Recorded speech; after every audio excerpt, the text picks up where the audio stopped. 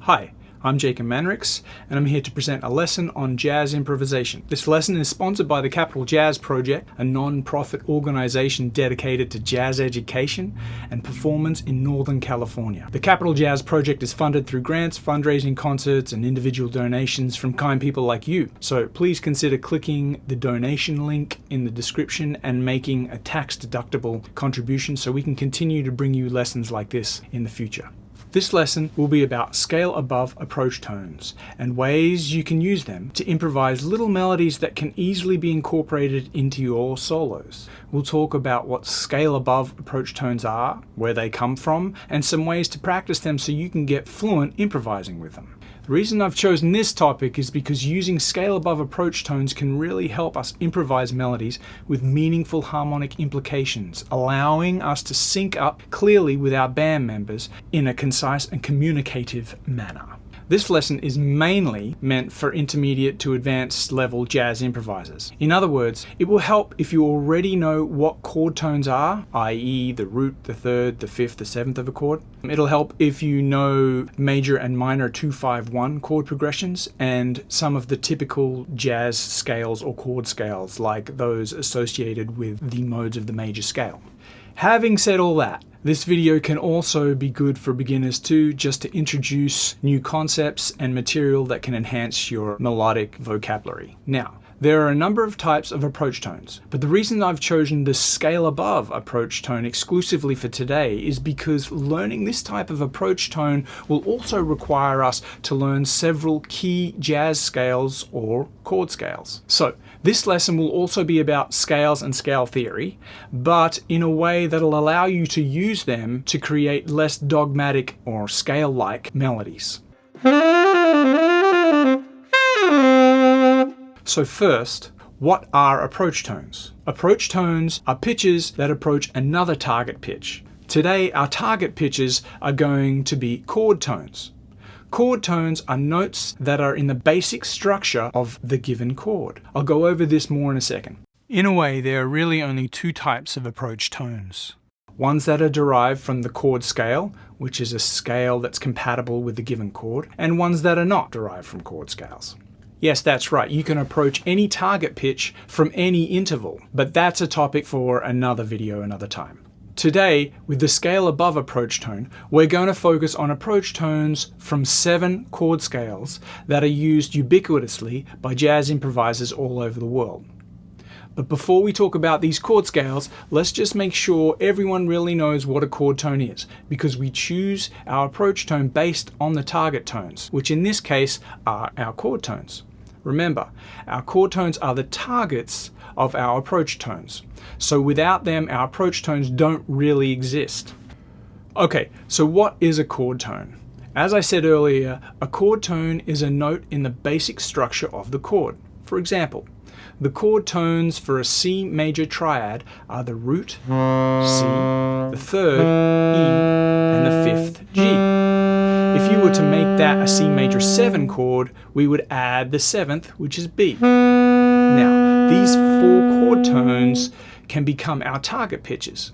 In other words, they're the pitches we are going to approach with our approach tones. Okay, just a word of advice as a side note. If you haven't yet tried to improvise just with chord tones over common chord progressions like 2-5-1s, then you probably want to work on that at least a bit before you start learning the chord scales and using approach tones.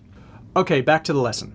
Now that we know what our chord tones and target pitches are, how do we find the scale above approach tone? Scale above approach tone comes from the chord scale. Remember, a chord scale is just a scale that is compatible with the given chord. So for example, if we have a C major 7 chord, the chord scale for C major 7 is going to be C major scale, or we can call it C Ionian. And therefore, our scale above approach tone comes from a scale step above each chord tone in our C major 7 chord. So it would sound something like this.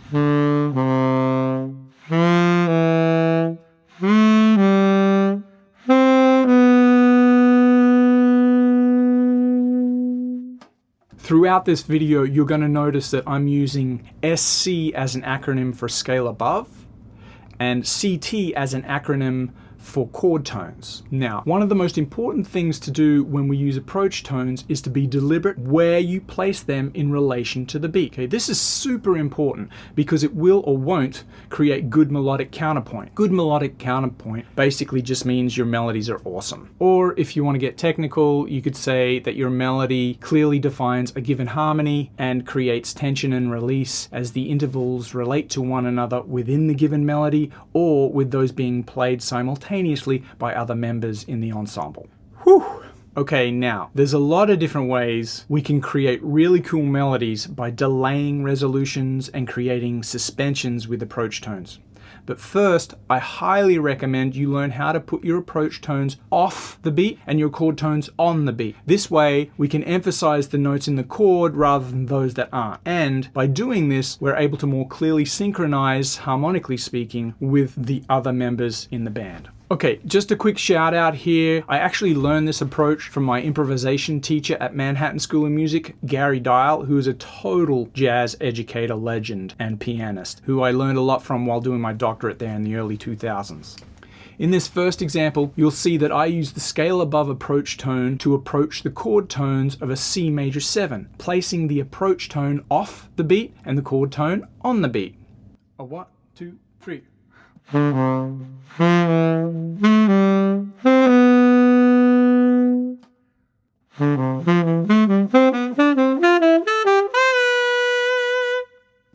You can hear how the approach tones really just sort of embellish the chord tones, which clearly sound the chord.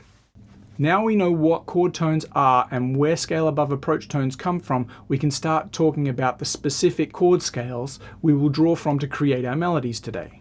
In jazz, the chord scales we choose are influenced by the underlying chord progression. Today, we're going to work out on an 8-bar chord progression that is similar to the first 8 bars of Autumn Leaves. I've chosen this 8 bars because it has a 2-5-1 chord progression in the major key, followed by the 4 chord, then a 2-5-1 chord progression in the relative minor key, followed by a secondary dominant, which is the 5-7 of 2. Each chord has 1 bar, so once we get a little fluent with these approach tones, we have enough time on each chord to approach all 4 chord tones as 8th notes before moving to the next bar.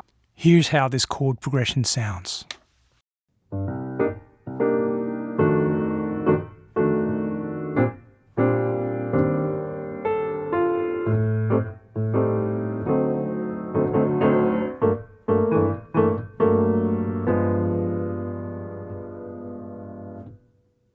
This progression is also a great vehicle for learning common chord scales used in jazz, since it covers modulating into the 1 major and relative minor.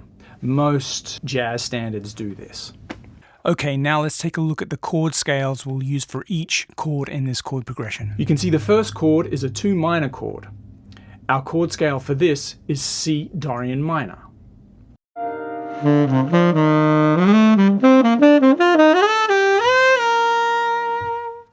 The second chord is the 5-7 chord, which is the F13 flat 9. For the purpose of this exercise, the scale we're going to use here is the half-whole diminished scale. You may know this one. It's made up of alternating consecutive half and whole steps. Now, here's where it gets a little bit tricky. Instead of approaching the root, like we're going to do with all of the other chords, we're going to approach the flat 9th, implying a leading tone diminished chord, which is something jazz musicians often do on 5-7 chords, especially when they resolve to 1. Here's how this sounds.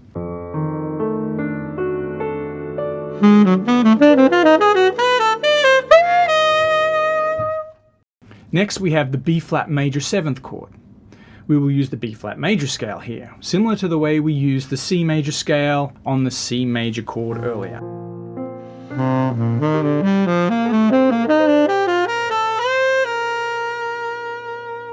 Then we have the 4 chord, which is an E flat major. Here the chord scale will be the Lydian scale, which, as you may know, is a major scale but with a sharp 4. It will sound like this.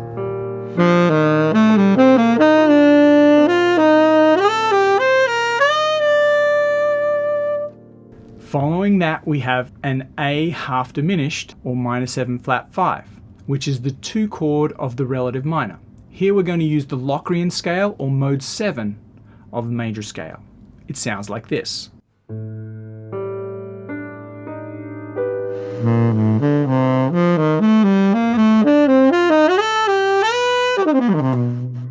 Okay, then we have the D7 flat 9 flat 13, which is the 5/7 of the relative minor. For this chord, we're going to use the Spanish Gypsy or the Mixolydian flat 9 flat 13 scale. Side note, Mixolydian is the mode 5 of the major scale. So you can take the 5th mode of the major scale and just flatten the 9th and flatten the 13th, and that's what I'm referring to when I say Spanish Gypsy. It sounds like this.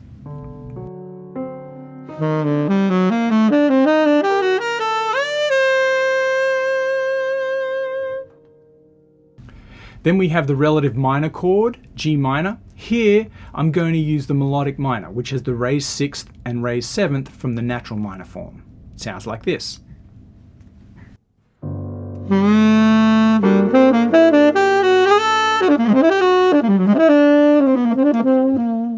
And finally, we have a G7 flat 9 flat 13, which we will use the Mixolydian flat 9 flat 13 scale for also, or the Spanish Gypsy.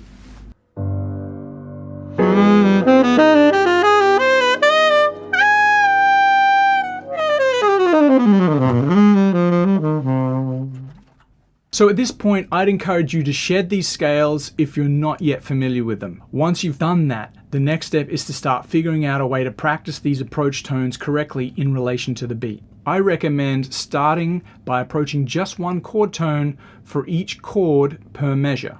In the following examples, I approach the root, the 3rd, the 5th, and the 7ths with the chord tones landing on beat 3 and the approach tones on the and of beat 2. Doing it this way allows time for you to figure out what's coming next rather than trying to approach each chord tone, each bar, and risk making mistakes or not playing in time. Here I'm approaching the root.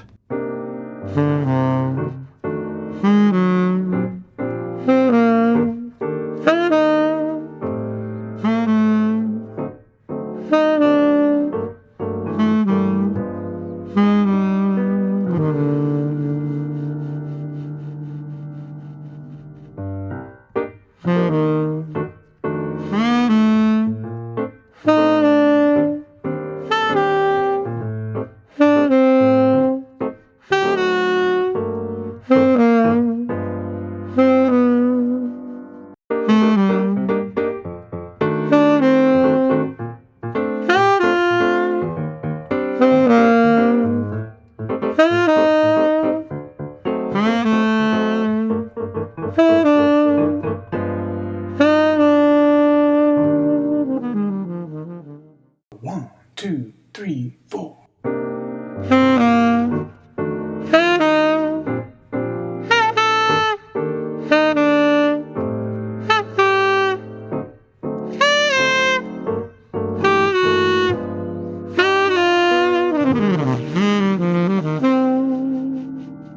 Now, once you've gotten comfortable approaching just the one chord tone per bar, you can begin approaching 2. Here, my chord tones land right on beats 1 and 3, with my approach tones landing off the beat and 8th note immediately before them. But you can put the chord tone on any beat you want, just as long as it's immediately preceded by the approach tone off the beat and 8th note prior to it.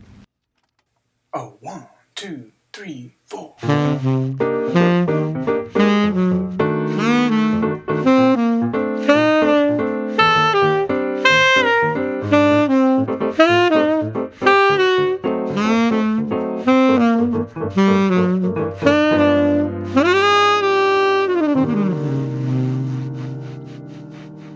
Make some of your own little exercises up, like approaching just the 4th beat or approaching beats 2 and 4.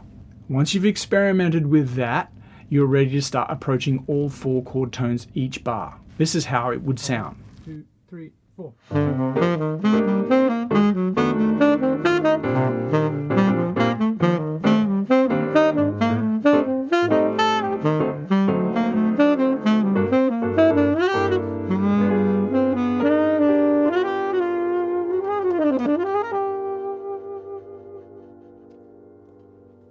This process may take some time, weeks even, to get in tempo. So start slowly and work the speed up to somewhere you're comfortable with. Okay, once you're pretty fluent doing this, okay, you can try mixing up the order you select the chord tones to be approached. Okay, this is cool because it can give your melodies different kinds of shapes, different linear contours, rather than always approaching the root, then the third, then the fifth, then the seventh. Here, I approach the seventh first, then the third, then the fifth, then the root.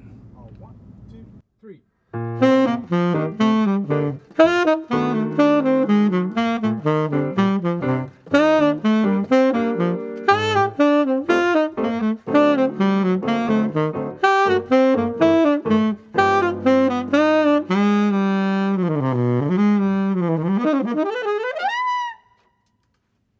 Okay, the final example I will leave you with incorporates using odd beat groupings in conjunction with approach tones.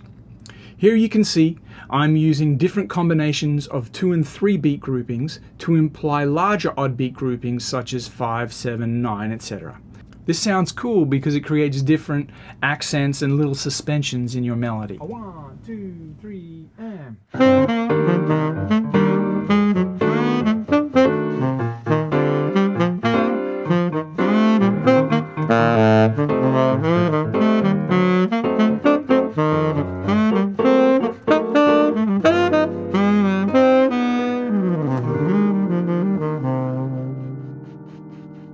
I hope you enjoyed this lesson. Feel free to hit me up with a question here or look me up on the web and ask me any follow-up questions.